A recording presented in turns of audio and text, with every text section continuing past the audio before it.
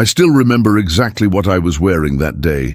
A vintage emerald green dress I'd found at a thrift store downtown. It had cost me just $15, but I'd spent weeks carefully altering it, adding delicate hand-stitched details along the neckline and adjusting the silhouette to fit my frame perfectly. I'd paired it with my grandmother's pearl earrings, the only thing she'd left me when she passed away 3 years ago. That evening was supposed to be special.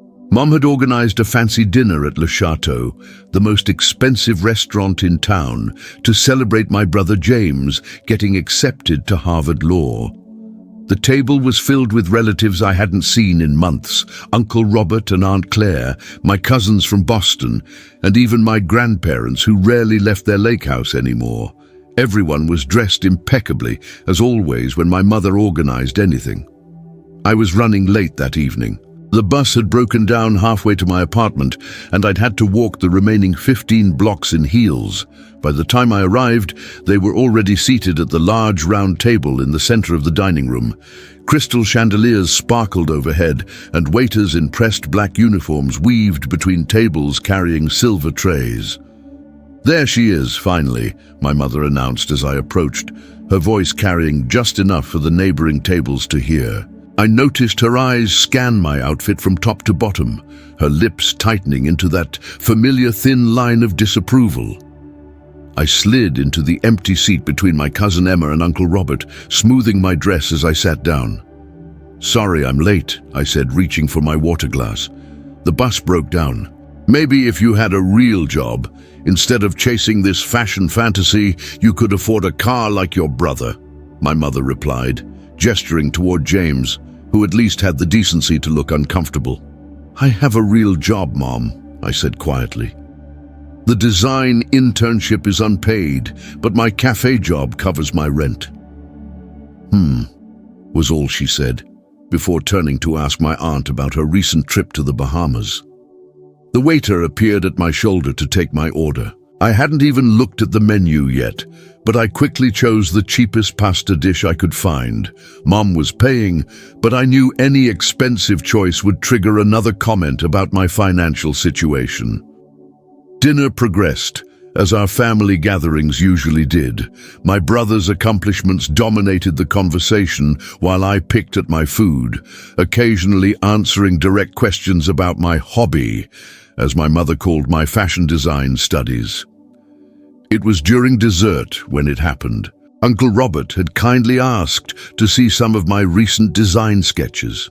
I brightened immediately, pulling out my phone to show him the portfolio I'd been building. "This is actually the dress I'm wearing tonight," I explained, showing him the before and after photos of the vintage piece I'd transformed. "I'm experimenting with upcycling vintage pieces for my final collection." "Well, I think it's lovely," Uncle Robert said, genuinely examining the photos. "You've always had an eye for these things, ever since you were little." My mother, who had been half listening from across the table, let out a sharp laugh. "Robert, please don't encourage her. Look at her." She gestured toward me with her champagne glass. "Take that off, you look like the maid!" The table went silent. I felt every eye on me, some embarrassed, some pitying. The dress that had made me feel so proud suddenly felt heavy on my skin. "Excuse me?" I managed to say, my voice barely audible. "Oh, don't be so sensitive," my mother continued, rolling her eyes. "I'm doing you a favor by being honest. No one is going to take you seriously in second-hand clothes. This is why James is going to Harvard and you're serving coffee." I looked down at my hands, which were trembling slightly in my lap. Years of these comments had taught me to stay quiet, to not make a scene. But something was different this time. Maybe it was the months of working double shifts to afford supplies for my designs. Maybe it was the late nights sewing until my fingers bled. Or maybe it was just that at 23, I was finally tired of shrinking myself. "This dress," I said, looking directly at my mother for the first time that evening, "is my design, and one day people will pay thousands for my designs."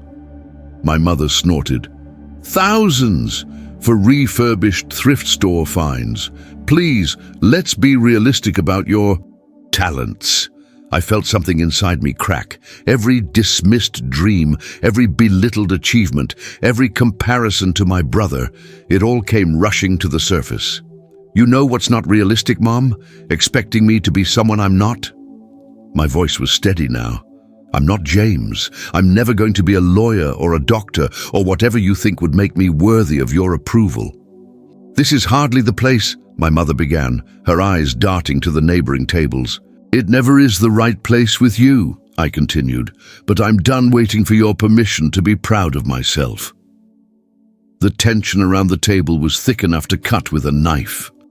My brother looked down at his plate, while my grandparents exchanged uncomfortable glances. It was Aunt Claire who finally broke the silence. I'd love to see more of your work sometime, honey, she said gently. Your grandmother was quite the seamstress in her day, you know. My mother's face hardened. Well, if we're all finished here, perhaps we should call it a night. James has an early flight tomorrow. As everyone began gathering their things, I felt my phone buzz in my purse. Probably my roommate Zoe checking if I'd survived the family dinner. But when I glanced at the screen, I froze. The email subject line read, "Congratulations, selected for Emerging Designer Showcase, Paris Fashion Week." I read the first line 3 times to make sure I wasn't imagining things. We are pleased to inform you that your portfolio has been selected as one of 5 emerging designers to showcase a piece at the upcoming Paris Fashion Week Young Talent segment.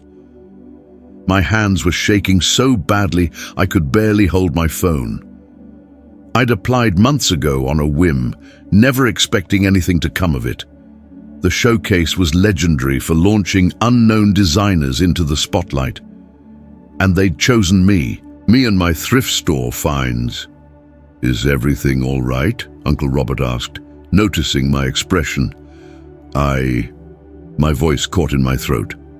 I glanced at my mother, who was busy discussing something with the waiter. Part of me wanted to shout the news across the restaurant, but another part, the part that had been diminished for so long, held back. Everything's fine, I said, putting my phone away. Just a work message.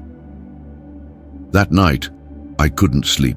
The email from Paris kept playing through my mind as I stared at the ceiling of my tiny apartment. Outside, the city lights filtered through my thin curtains, casting shadows on the dress form in the corner where my latest creation stood, half-finished. I thought about all the times my mother had dismissed my little hobby, the design school application she'd hidden, the sewing machine that mysteriously disappeared when I was 16, the constant comparison to James and his practical career path. Tomorrow, I decided, would be different. Tomorrow, I wouldn't hide anymore. I woke up early the next morning before my alarm even had a chance to ring. The reality of the Paris email hit me all over again, and I scrambled for my phone to make sure I hadn't dreamed it. But there it was, the official invitation to showcase my work on one of the most prestigious fashion platforms in the world. The showcase was scheduled for 3 weeks from now, which meant I had almost no time to prepare. The email specified that I would need to submit my final design within 5 days, and I'd be responsible for my own travel arrangements. Paris, in 3 weeks, on my cafe salary. I called Zoe immediately, even though it was barely 6 a.m. "This better be an emergency," she mumbled into the phone, her voice thick with sleep. "Paris Fashion Week," was all I could manage to say before my voice cracked. 5 seconds of silence, then a piercing scream that probably woke up our entire building. "Are you serious?" Zoe shrieked. "The application you sent in, the one you said was a total long shot?" "They want me to showcase a piece," I confirmed, still unable to believe the words coming out of my mouth. "But Zoe, I have to get to Paris in 3 weeks, and I have about $300 in my savings account." Details, Zoe dismissed. "We'll figure it out. This is your moment. After all the crap your family has given you, especially after last night, this is the universe saying, 'I got you, girl.'"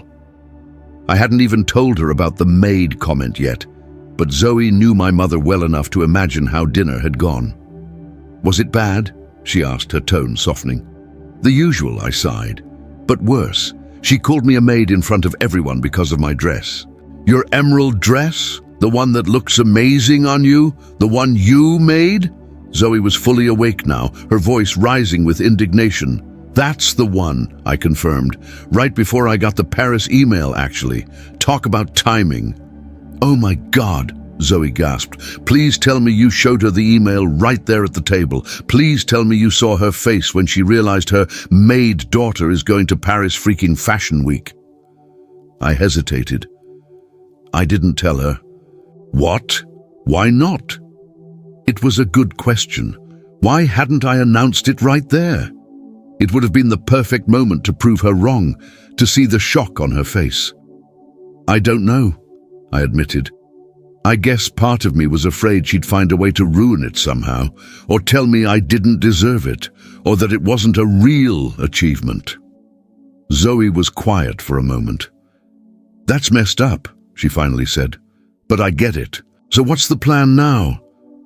I need to finish my showcase piece, I said, glancing at the half-completed design in the corner of my room, and figure out how to get to Paris. The piece you'll take is the black dress with the architectural shoulders, right? Zoe asked. That thing is next level. I think so, I nodded, even though she couldn't see me, but it needs work. The structure isn't sitting right yet. Well, you've got a shift at the cafe today, right? Talk to Marcus. Maybe he'll advance you some pay or let you pick up extra shifts. Worth a shot, I agreed. I'll head in early and talk to him before we open. 2 hours later, I was standing in the back office of Café Lumière, trying not to cry as Marcus, my manager, shook his head regretfully. I wish I could help you, really, he said, but corporate has been all over us about payroll lately. I can't advance anyone's salary right now, and we're actually cutting hours across the board next month. My heart sank. I understand, I said, trying to keep the disappointment from my voice. Thanks, anyway. But listen, Marcus added, my sister works for this travel agency. Let me call her and see if she can find you a deal on flights. When exactly do you need to be there? As we worked out the details, my phone buzzed with a text from my mother. Brunch at our house tomorrow, 11 a.m. Your brother wants to see everyone before he leaves. Don't be late. I stared at the message, my thumb hovering over the keyboard. Part of me wanted to decline, to say I was busy working on my Paris piece. But another part of me, a newly determined part, had a different idea. I'll be there, I typed back. My shift that day was a blur. I served lattes and pastries on autopilot, my mind constantly drifting to Paris, to my unfinished design, to how I would afford the trip. By closing time, I was exhausted but resolved. I needed to work through the night on my design. The deadline for submission was approaching fast. Back in my apartment, I changed into comfortable clothes and set up my workspace. I pinned and repinned the structured shoulders of the black dress, adjusting the angles until they created the perfect silhouette.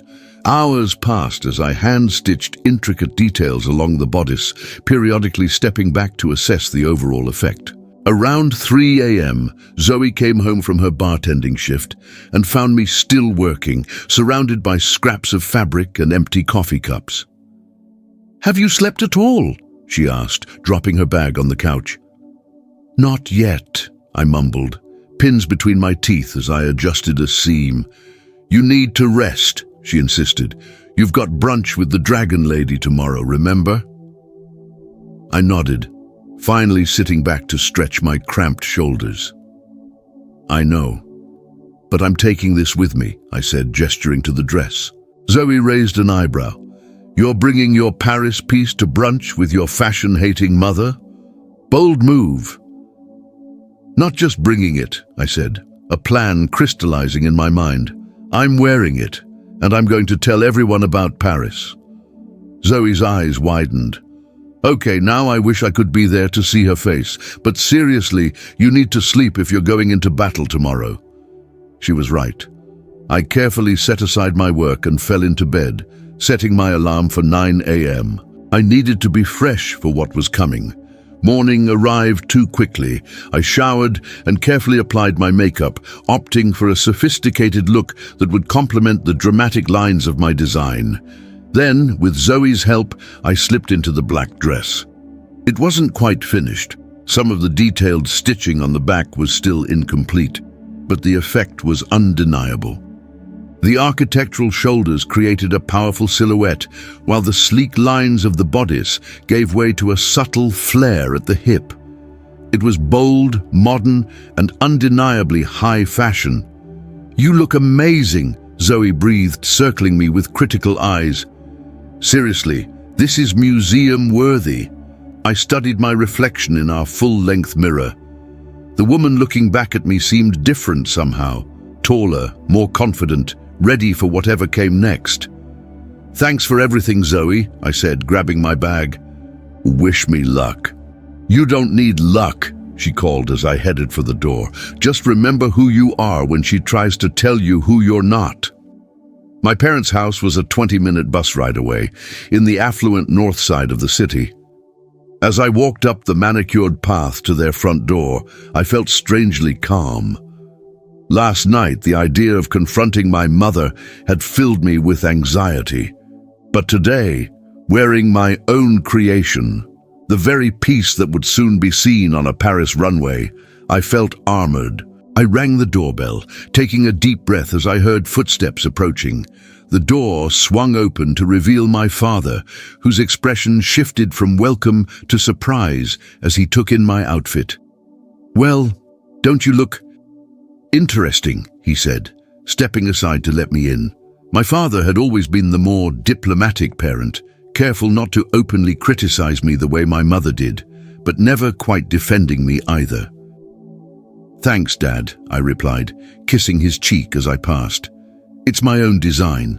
"Of course it is," he nodded, as if this explained everything. The house was filled with the familiar sounds and smells of my mother's brunches, classical music playing softly in the background, the aroma of her famous quiche and freshly baked pastries. As we entered the dining room, I saw that most of the family was already seated. James was at the head of the table beside my mother, regaling everyone with stories about his Harvard orientation. Conversation halted as I walked in.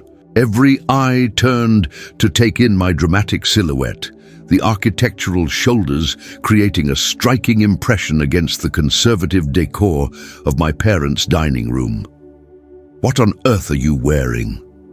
My mother's voice cut through the silence, her fork suspended midway to her mouth.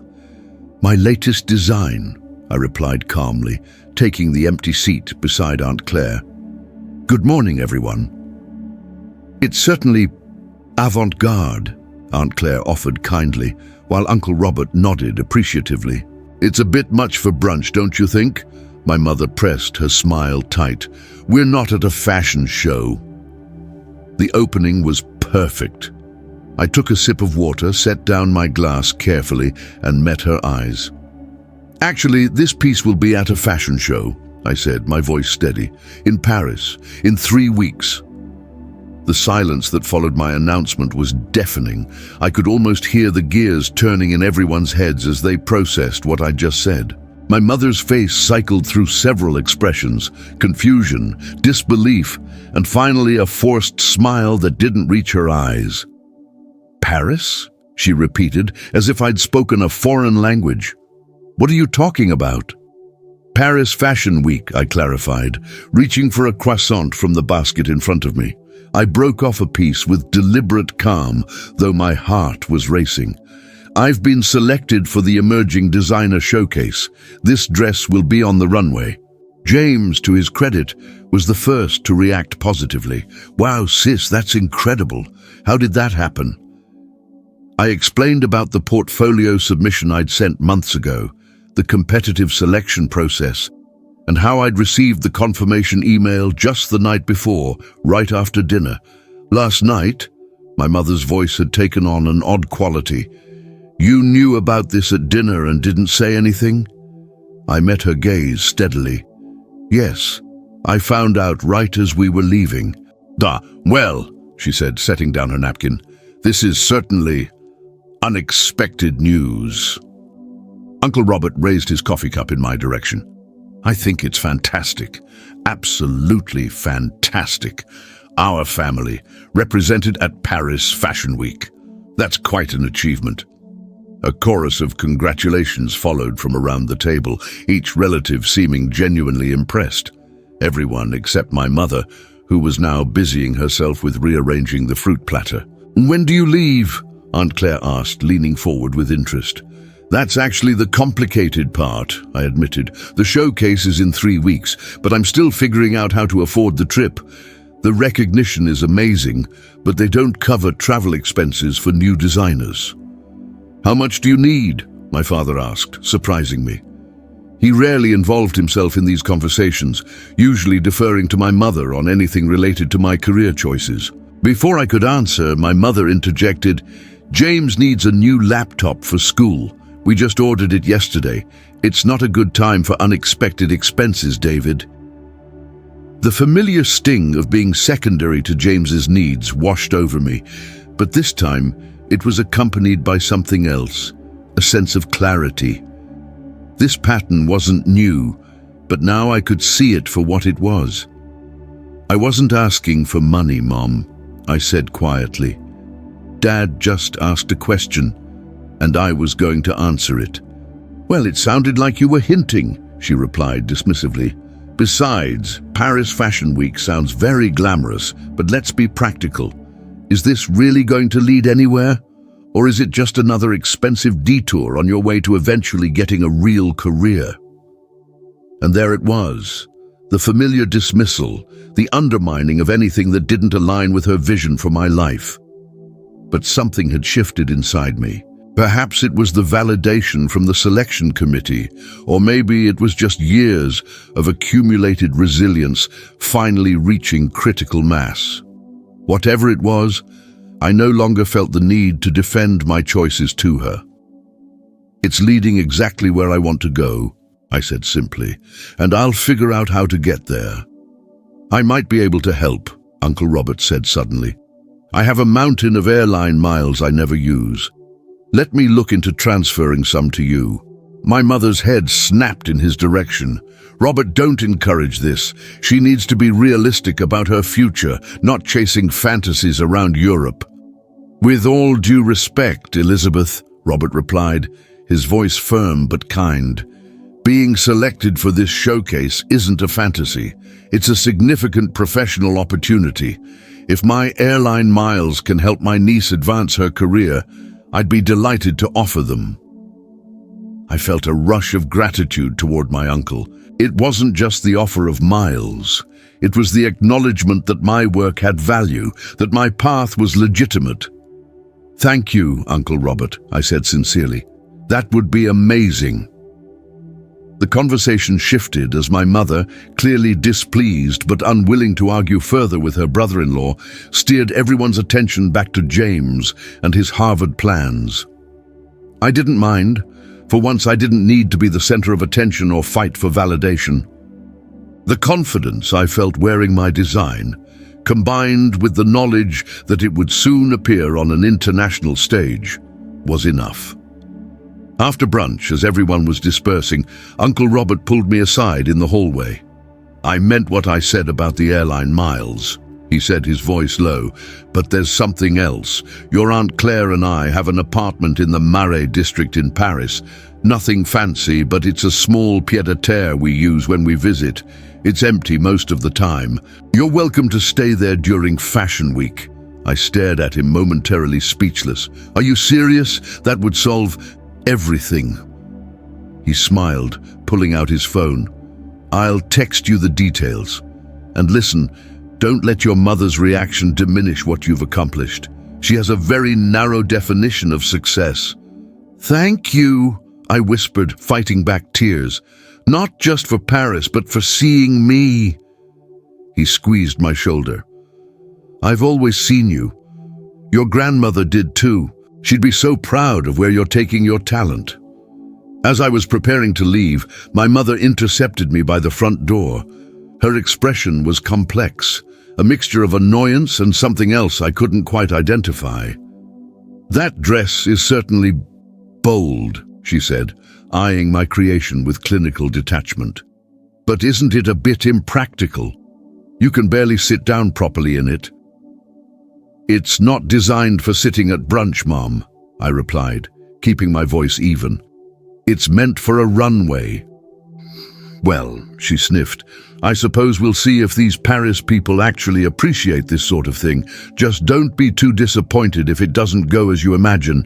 The fashion world can be very fickle." "I'm not naive," I assured her. "I know one showcase doesn't guarantee success, but it's a start, a real one." She pressed her lips together, then said something that caught me completely off guard. "We may be able to help with some of the expenses.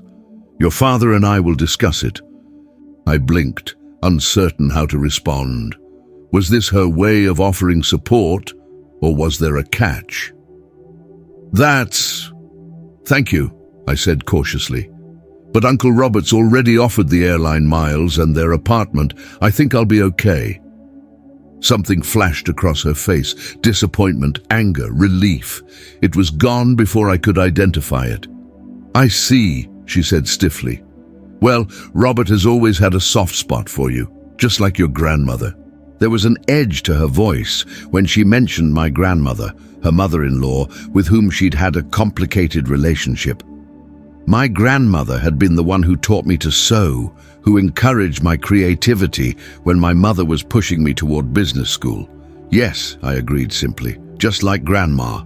I left my parents' house feeling lighter than I had in years." The path ahead was still daunting. I had to finalize my design, prepare for the showcase, figure out the logistics of getting myself and my creation to Paris. But for the first time, it felt possible. More than possible. It felt inevitable. Back at my apartment, Zoe was waiting expectantly, practically bouncing with anticipation. "So, how'd it go? Did her head explode when you told her?" I laughed, setting down my bag and kicking off my shoes. "Not quite, but Uncle Robert is giving me airline miles and letting me stay at their Paris apartment," Zoe squealed, throwing her arms around me. "That's amazing! Free flight, free housing, it's happening, girl. But wait, what about your mom? What did she say?" I sank onto our worn couch, carefully arranging my dress. She was herself, tried to undermine it, questioned whether it was a real opportunity. You know the drill. But honestly, I didn't care. I really didn't care what she thought, maybe for the first time ever. Zoe flopped down beside me. "That, my friend, is what we call growth. So, what's next? Please tell me I can help with the dress." "You bet you can," I grinned. "We've got work to do." The next 3 weeks passed in a whirlwind of activity. During the days, I worked my shifts at the cafe, saving every penny of my paycheck and tips. At night, Zoe and I worked on finalizing my showcase piece, perfecting the structured shoulders, hand-stitching delicate details along the bodice, ensuring every seam was flawless. I submitted professional photos of the nearly completed design to the showcase organizers, who responded with enthusiastic approval. Uncle Robert came through with the airline miles, and Aunt Claire sent detailed instructions for accessing their Parisian apartment, along with recommendations for local fabric shops and cafes. 5 days before my departure, I received an unexpected call from a number I didn't recognize. "Hello? Is this Olivia Bennett?" A crisp, accented voice asked when I answered. "Yes, speaking," I confirmed, balancing my phone between my ear and shoulder as I continued pinning a section of my dress. "This is Margot Leblanc from Lumiere magazine. I'm calling about your upcoming showcase at Paris Fashion Week." I froze, my hands hovering over the fabric. Lumiere was one of the most prestigious fashion publications in the world. "Yes?" I managed to say, my voice suddenly hoarse. "We're doing a feature on the 5 emerging designers in the showcase, and we'd like to include you. Would you be available for an interview and photo session when you arrive in Paris, perhaps with your showcase piece? My mind raced. This was unexpected and huge. A feature in Lumiere could launch a career overnight. Absolutely, I said, trying to sound professional despite my racing heart. I'd be honored. Excellent. I'll have my assistant contact you with the details. We're quite intrigued by your architectural approach. It's very distinctive. After ending the call, I stood motionless in the middle of my apartment, pincushion still strapped to my wrist, trying to process what had just happened. Then I screamed, loudly enough that my elderly neighbor knocked on the wall in protest. I immediately called Zoe, who shrieked even louder than I had when I told her about Lumiere. Then I called Uncle Robert and Aunt Claire, who were thrilled but not surprised. Of course they want to feature you, dear. Your work is exceptional. I hesitated before calling my parents. Part of me wanted to share this additional validation, hoping it might finally make my mother see the legitimacy of my path. But another part, the part that was learning to protect my joy, hesitated. In the end, I sent a simple text to my father. Just got a call from Lumiere magazine. They're featuring me in an article about the showcase. Thought you might like to know. His response came an hour later. Your mother and I are very pleased for you. This sounds like a wonderful opportunity. No mention of my mother's reaction specifically, which told me everything I needed to know. But strangely, it didn't diminish my excitement. Her approval, which I'd sought for so long, was becoming less and less necessary to my sense of accomplishment.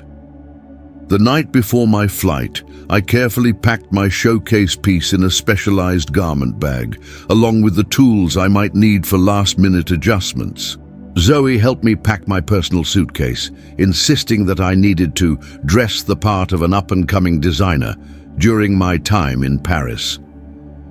You're not just representing your work, she reminded me as she folded a sleek black blazer into my suitcase. You're the brand Olivia Bennett designer, own it. I nodded, trying to absorb this new identity. Designer, not hobbyist, not waitress with a side interest. Designer. I'm really doing this, I whispered, more to myself than to Zoe. She paused her packing and looked at me. Yes, you are, and you're ready. The flight to Paris was a blur of anticipation and nerves. I clutched my carry-on containing my showcase piece, unwilling to let it out of my sight even for a moment. When the plane touched down at Charles de Gaulle Airport, the reality of what was happening finally hit me. I was in Paris for Fashion Week with my design. Taking a taxi to Uncle Robert and Aunt Claire's apartment, I gazed out the window at the elegant Parisian streets. The city seemed to pulse with creative energy, as if welcoming me into its artistic heart. The apartment, located on a charming street in the Marais district, was small but beautiful, with tall windows overlooking a quiet courtyard.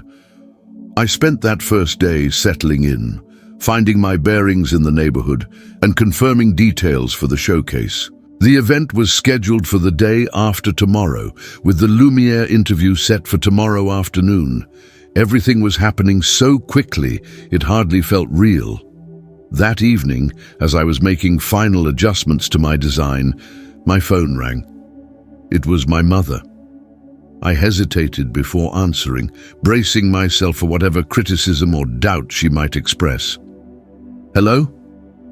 Olivia, she said, her voice unusually subdued. You've arrived safely then? Yes, a few hours ago, I replied cautiously.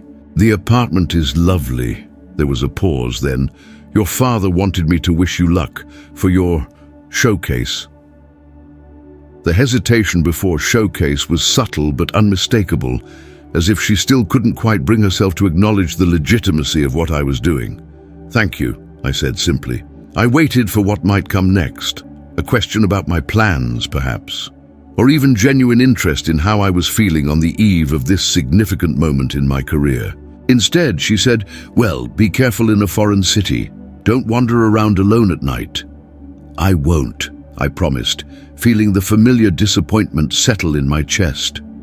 Some part of me had hoped that the distance, combined with the undeniable prestige of what I was doing, might have shifted something in her perspective. "Goodbye then," she said, and the line went dead before I could respond. I set my phone down and returned to my work, refusing to let the brief conversation dampen my spirits. Tomorrow was about me and my design, not about winning my mother's approval. The next morning, I woke early and spent several hours preparing for the Lumiere interview. I steamed my showcase piece, ensuring every line was perfect. I styled my hair in a sleek, professional updo and applied makeup that was polished but not overwhelming. I wanted the focus to be on my design, not on me. The interview was scheduled at a stylish cafe near the Grand Palais. When I arrived, garment bag carefully draped over my arm, I spotted a woman with a camera and a notebook seated at a corner table. She stood as I approached, extending her hand. "Olivia, I'm Margot. Thank you for meeting with me." Her handshake was firm, her smile genuine. "Shall we begin?" For the next hour, Margot asked thoughtful questions about my design philosophy, my inspiration, and my journey as an emerging designer. When I revealed my showcase piece, her eyes widened with appreciation. "The structure is remarkable," she observed, examining the architectural shoulders and clean lines. "There's a boldness here, but also a vulnerability. Tell me about that contrast." I explained how the strong exterior structure represented the protective shells we create, while the delicate interior detailing spoke to the sensitivity we all carry within us. As I talked about my work, I felt a confidence I'd never experienced before, the certainty that I was exactly where I was meant to be, doing exactly what I was born to do. After the interview, Margot's photographer took several photos of me with my design against the backdrop of Parisian architecture. As we were wrapping up, Margot handed me her card. "I have a feeling we'll be seeing much more of your work, Olivia," she said warmly. "The article will be in next month's issue, but I'll send you a digital preview before it goes to print." "Thank you," I said, feeling slightly dazed by the surreal quality of the entire experience. "This means a lot to me." Walking back to the apartment, my showcase piece draped carefully over my arm, I felt a strange sense of peace settle over me. Tomorrow, my design would walk the runway at Paris Fashion Week. Whatever happened after that, whether this led to opportunities or remained a beautiful, isolated moment in my career, I had proven something essential to myself. I belonged here. My work had value. My vision mattered. The morning of the showcase, I woke before dawn, my mind already racing with last-minute details. The event was scheduled for 2 p.m. at a converted warehouse space in the 11th arrondissement. Not the main stage of Fashion Week, but a prestigious venue for emerging talent nonetheless. I spent the early hours making tiny adjustments to my piece, though there was little left to perfect. Around 9, my phone chimed with a text from Zoe. "Showtime designer girl, send pics of everything. Love you and so proud of you." Her enthusiasm made me smile. I wished she could be here with me, but the last-minute nature of the opportunity and her own financial constraints had made that impossible. I sent her a selfie with my showcase piece and promised to share every detail later. As I prepared to leave for the venue, my phone rang again. Uncle Robert. "Just calling to wish you luck today," he said warmly when I answered. "Though I don't think you need it. Your talent will speak for itself." "Thank you," I replied, genuinely moved. "For everything. The miles, the apartment, the support. I wouldn't be here without you." "Nonsense," he chuckled. "You'd have found a way. You've always been remarkably resourceful. But I'm glad we could help make the path a little smoother." "Is everyone there?" I asked tentatively, not quite able to bring myself to ask specifically about my mother. There was a slight pause. "Your father sends his best," Uncle Robert said carefully. "And your mother, well, she's your mother. But I think she's beginning to realize what you've accomplished here, even if she can't quite bring herself to say it." I nodded, though he couldn't see me. It was about what I'd expected. "Tell them thank you for the good wishes," I said, deciding to take the high road. "Claire and I will be eagerly awaiting news of how it all goes," Uncle Robert continued. "And remember, no matter what happens on that runway today, you've already won by getting there." After we hung up, I carefully packed my showcase piece and headed to the venue. The converted warehouse was buzzing with activity when I arrived. Models being fitted, makeup artists working their magic, production assistants rushing back and forth with clipboards and headsets. I was directed to a designated area for the emerging designers, where the other 4 selectees were already setting up. There was Ling from Singapore with her avant-garde knitwear, Paolo from Brazil with his sustainable denim reconstructions, Anya from Ukraine with her intricate beadwork, and Theo from South Africa with his bold prints. We introduced ourselves somewhat shyly at first, each of us clearly feeling the mixture of excitement and anxiety that came with such an opportunity.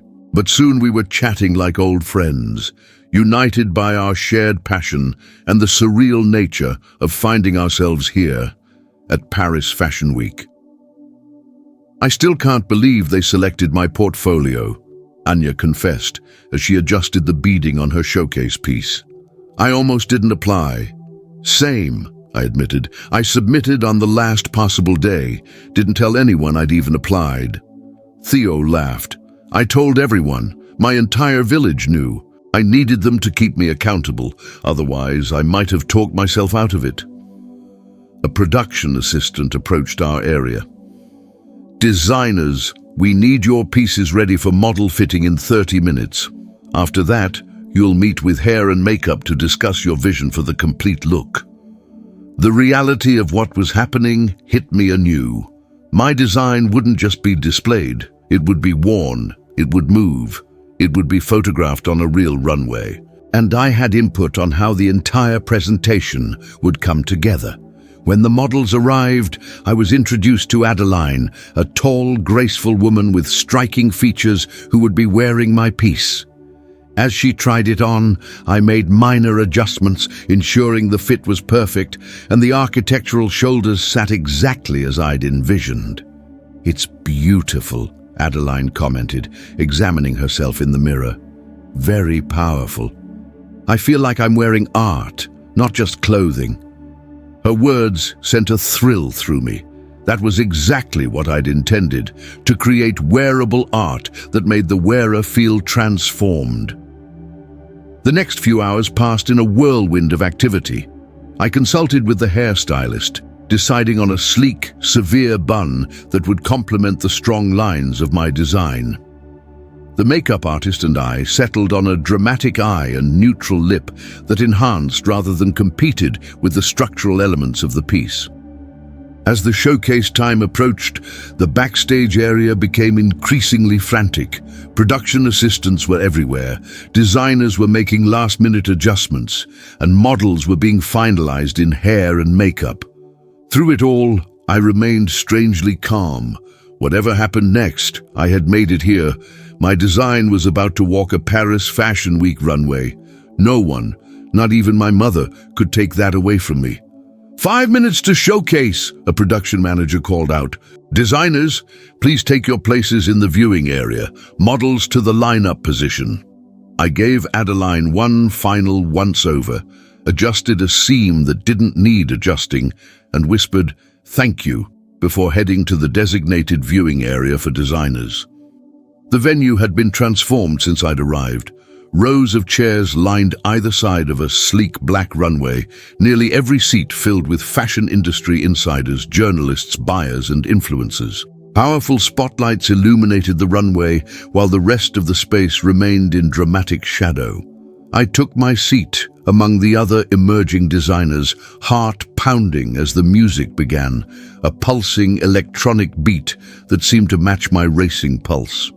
The artistic director of the showcase stepped onto the runway, welcomed everyone in French and English, and introduced the emerging designer showcase as a platform for the future voices of fashion. And then it began. One by one, the models emerged, each wearing a creation that represented countless hours of work, years of learning, and the unique vision of its designer. The audience responded with appreciative murmurs and the constant click of cameras. Ling's knitwear was first, followed by Paolo's reconstructed denim. I held my breath as Theo's model completed her walk, knowing mine would be next. And then, there she was. Adeline stepped onto the runway, my design moving with her like a second skin. The architectural shoulders created exactly the silhouette I'd envisioned, strong and unmistakable. The audience's reaction was immediate, a collective intake of breath, followed by an intensified flurry of photography. As Adeline reached the end of the runway, paused for the crucial photo moment, then turned to make her return journey, I felt a strange sensation wash over me, a profound sense of arrival. Not just at Paris Fashion Week, but at a version of myself I'd always been working toward. Designer, artist, creator. After Anya's model completed the final walk, all 5 designs returned to the runway for a collective finale. The audience applauded enthusiastically, and I found myself blinking back tears. This moment, seeing my work appreciated in this context, was everything I'd dreamed of and more. As the showcase concluded, the backstage area became a flurry of congratulations and business card exchanges.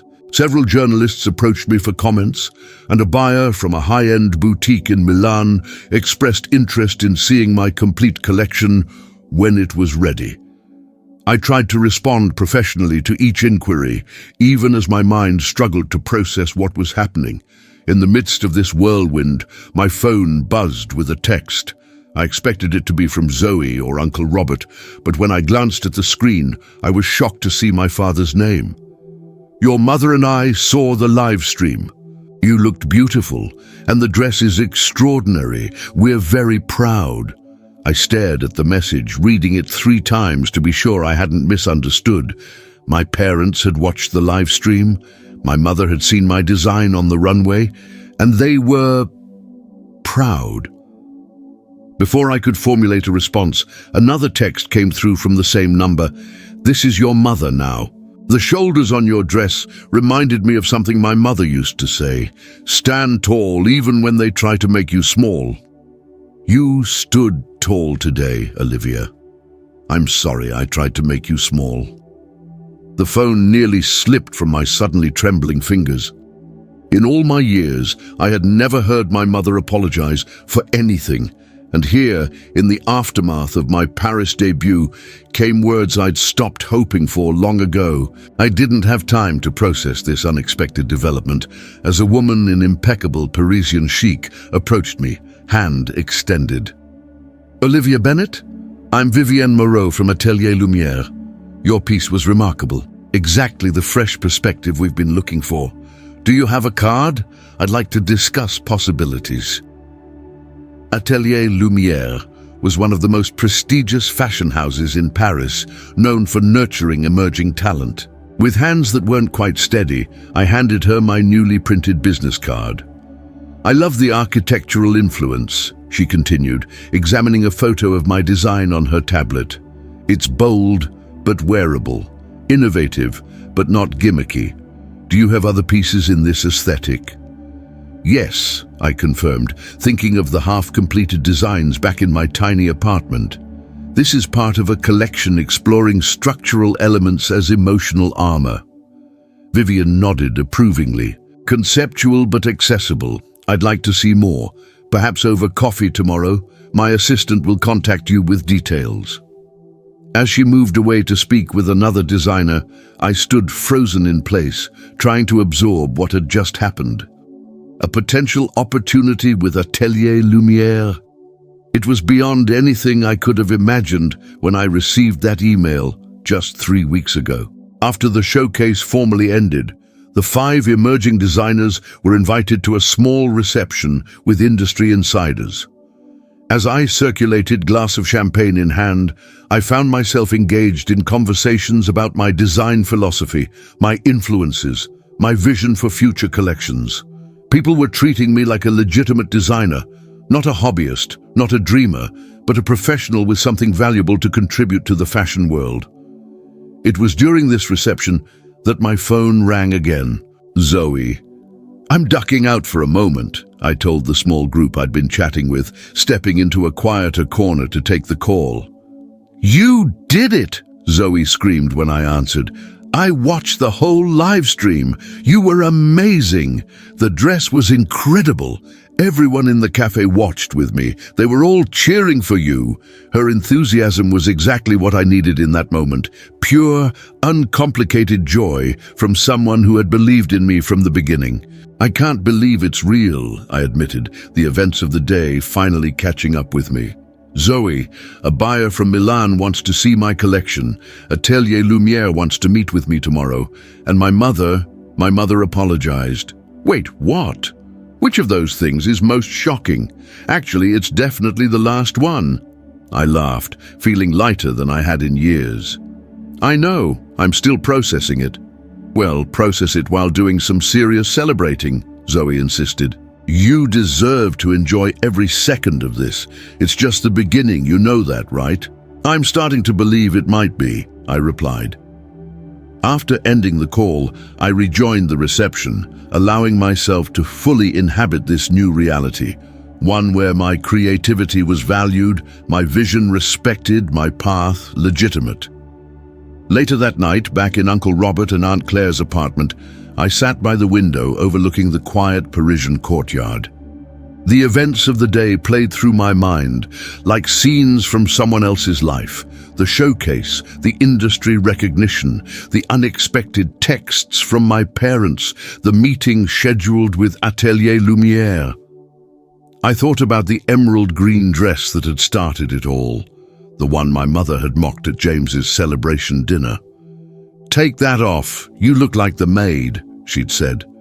If she hadn't been so dismissive that night, would I have checked my email and seen the Paris invitation right away?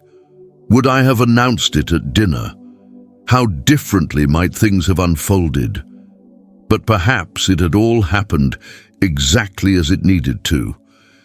That moment of humiliation had been the catalyst, the final push I needed to stop seeking approval and start claiming my own path unapologetically.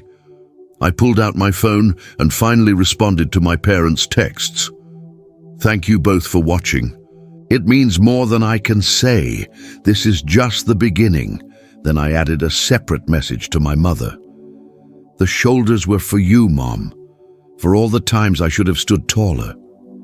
Setting my phone aside, I turned my attention to my sketchbook, where new designs were already taking shape, inspired by today's triumph, by Paris, by the journey that had brought me here.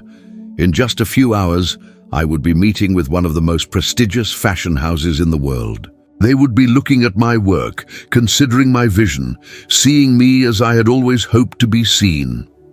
The path ahead wasn't certain. Nothing in the fashion world ever was. But for the first time, I felt fully equipped to walk it. Not as someone's daughter or sister, not as the family disappointment, but as Olivia Bennett, designer, the person I was always meant to be. And as for that emerald green dress that my mother had so cruelly dismissed, I had plans for it. It would be the centerpiece of my next collection, reimagined, elevated, transformed, just like me. I closed my sketchbook and looked out at the Paris night. Tomorrow would bring new challenges, new opportunities, new beginnings, but tonight I would savor this moment of arrival. I had walked into a room wearing my own creation and walked out changed forever. I had claimed my place in the world that had always called to me. That night, I slept more peacefully than I had in years, no longer haunted by doubts or weighed down by others' expectations. In my dreams, I stood tall on endless runways, my designs moving through the world like living art, each piece a statement, A declaration, a promise fulfilled. My phone chimed with one last text just before I drifted off. It was from Zoe. From the maid to the main event. That's my girl.